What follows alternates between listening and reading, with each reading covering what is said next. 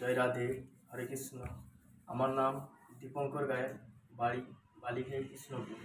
আমি আপনাদেরকে একটা হাতুড়ি বাজিয়ে শোনাচ্ছি। শিখলে হাতুড়িটি বলবানিটি হচ্ছে গিয়ে খিতট খিতট খিতট খেতা খিতট খিতট খিতট খেতা।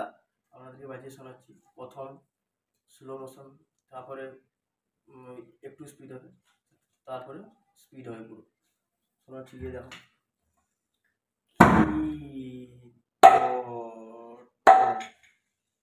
কি